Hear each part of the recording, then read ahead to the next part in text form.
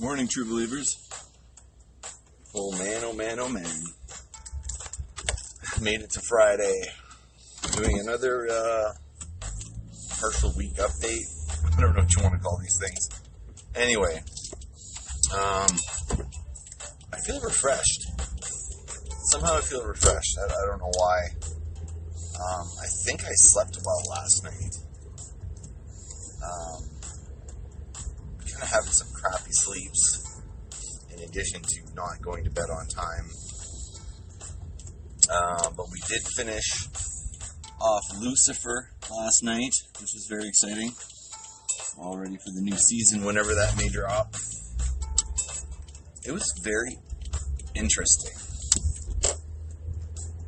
Like, very, very interesting. I liked the show, even though it was a procedural cop drama. The types of shows, I kind of don't like those types of shows. It's just not in my wheelhouse. Nothing wrong with those shows. My wife loves those shows, but it's just not my thing. Just, I don't know. Doesn't do anything for me.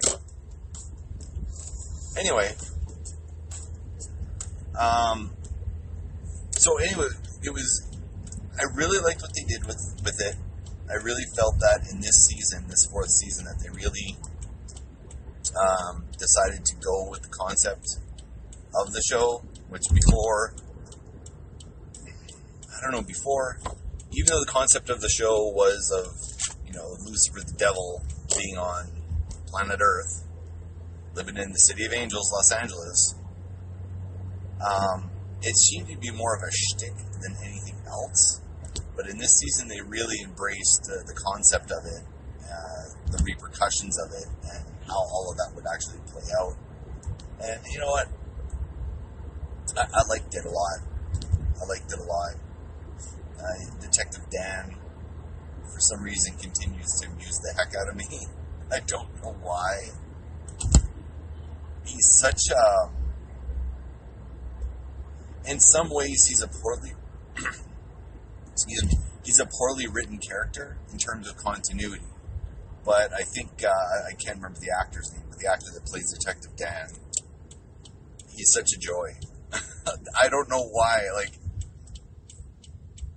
I don't want to spoil anything, but just the nature of the character and the things he does and the things he continues to do and still remain a member of the LAPD. Just, I don't think it would happen. I don't know. I don't think it would happen. I don't know, man. But, anyway. I'm sorry, I'm just picturing some of the situations as Detective Dan gets himself into, and they're the comical side of the show. And then, he is funny. He does have a natural timing and everything. And then he's the serious guy, and I feel in the way that they've treated the character arcs, he really has to 180-degree turn, make a 180-degree turn all the time. Still remain, angry at Lucifer, but still, and maintain that shtick that he has at Lucifer. But then he hates the guy, truly hates the guy, that he wants him dead. But then they go back to the shtick. There's just little bits of that. Whatever. It's fine, and it makes me laugh. But anyway, we finished that last night, so eagerly awaiting the next season of something. We finally jumped into Jessica Jones last night, but because I was so tired, I fell asleep on the second episode. So I got to go back and rewatch episode 2. Jessica Jones, as I've said on this show many times before, is definitely one of my favorites. I'm a huge fan of the comic book. I went to the comic book first, and when they said they were making a series, I was very excited because of the comic book. And it lent itself so good to this type of episodic television, better than anything else. So, anyway. What else going on? hit some major strides with my writing yesterday. I finished off the... you know what? I'm going to let loose the one spoiler. The villain of the piece, his name is Skei, S-K-E-I. And I finished off his introduction into the book, which his introduction had existed before, but I kind of changed it around a little bit, added some things, took away some other things, and over the last week, I guess, maybe week and a half, I finally defined his goals and objectives. I talked about this in the last midweek podcast. Anyway, I finished that yesterday, and I was so eager to, okay, what next? What am I going to look at next? So it delved where I'm at in editing, jumped right into the next section on the character Sulan. Now, Sulan is something special for me. She is a character I've had around for a very long time. She was actually a character that I created during gaming sessions playing a Supers game. And she was definitely a secondary character. She didn't have... I mean, when you're playing a Supers campaign, she was one of the NPCs, one of the normals, one of the people that didn't have any powers. But she was always there, and she always played a role as a non-player character in these games. And I kind of always had a soft spot for her. Whenever she was in a scene with my players, you know, I always had fun with her. And she was interesting. Anyway, I resurrected her for the book that I'm writing now. And I thought, you know what? Let's go ahead and explain Sulan's backstory. So in a way, this is telling Sulan's story before that game. In that game, I don't want to spoil anything. Those that played the game will definitely recognize the name Sulan. But in the game, she was at a certain place in her life doing a certain thing. She actually had found a place to be at and a role in her life. So this story, like her story in this book, takes place before that. It explains everything leading up to that. And I'm not saying that this is a big universe between my gaming universe and my written work in this book. I'm not saying they're connected, but I've left enough in there that it could very well be connected. And if I wanted to pursue it later, I definitely could.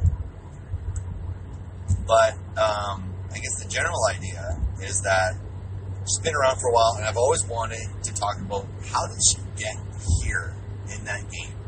What led her to the point of being there in the game? Because in the game, she's just there. She's obviously got an interesting backstory that is never really revealed in the game because she's a tertiary character. She's not that important. But I always felt, because I had some sort of kinship with this lady, that she would kind of steal scenes that she was in because I'd maybe put a little bit more oomph into every time she was there. She was strong. I really liked that she was strong. I made her strong. But anyway, so I was going through the chapters this morning that talk about her history. So in the book, when she's introduced as this character, and you don't know who she is. She's just there, and she's interacting with the main character. But after she's introduced, and you're kind of like, who is this? Blah blah blah. And I think in that we've established enough of what she means to the story. We go back in time and explain how who she is, where she came from, and how she got to be in this story. And when I wrote the book initially, and I had decided to add her, because I don't know if I had decided to add her. I had thought about adding her to the story, because I wanted this to be a multiple character piece. And when I finally decided on her, I was excited, but I also wanted to keep that air of mystery, specifically for those that might be reading the book that had played the game. Because she was always mysterious in the game. So I didn't want to give too much away. So when I gave her history and wrote this not epic, but the way I wrote it, and I don't understand how I wrote it like this epic story, this coming to America story sort of thing. And I have no idea where I drew this from, how I came up with it. It just flowed. It was almost like I was being channeled to tell someone's story. That is the best writing time for me, when I just let go and just let the words come. And I did. And it was awesome. And in fact, the original draft of that first chapter of her backstory is on my website, SeanNigginaty.ca. Go check it out. It's not the current draft. It has been revised 5 times since then, at least 5 times. But you can kind of see the inklings of it, and I'm proud of what I came up with. Primarily because I am writing about a culture I know nothing about, or I knew nothing about. I'm writing from the female perspective, which, I don't know, some people say that I might as well be a girl sometimes. I mean, I don't have the experience or the knowledge or whatever to write, to be a woman. Like, I don't know. I don't understand. But damn it, did I not go for, give my best shot at it. And I think I really captured the cultural side of it very well. I did do a ton of research. I did watch a ton of movies. And I did interview a lot of people to try to make sure I was getting the voice as correct as I could. Did I get the voice right? No. Did I get the perspective of being a woman? Probably not. But damn, I did put a lot of effort, and I think it's good. And I go read it. It's on the website, SeanNigginaty.ca. There's a whole section under writing, and there's a section under there for Sweden, which is the current working title of the novel. And I don't know, man. After rereading it again, and what I was doing with her, and how I treated all of that stuff, it was like, this is good.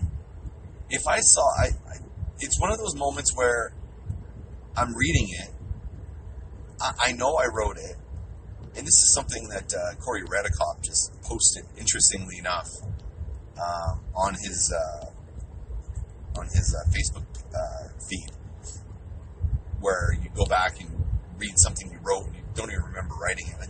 I remember writing it, but I don't remember it being as good as it is. I don't know. I really enjoyed it. So I read through it. I'm like, oh my god, yeah, I did that. And oh yeah, I went there with this. And then, oh yeah, like that connection, her father, and her mother, and her siblings, and all this. And I'm like, how did this come out of me? It was just one of those moments. And sometimes you just gotta let the writing go where it goes. So anyway, I want to keep this in on 15 minutes. And I'm very close to work. So editing of the book is going well, man. So I just got through the Sulan chapters, and now I think I've done all the tweaks to the first third of the book again that I had to redo. And I'm jumping into the second third with a mild edit, and then going to go into the, once that's all done, I'll be ready for the crescendo that is the third act of the book, which is going to be exciting now that I've actually fleshed out the Skay. I've fleshed him out. I know his motivations. I know what he's doing, but I also know why he's doing it and his master plan. So excited. Anyway, we'll see you folks on the flip side. Sean Geek Podcast on Facebook. Sean Geek Podcast on Instagram. Sean Geek on Twitter. Search me out everywhere, and also you can check everything out always, every time on SeanMcGinnity.ca. Peace.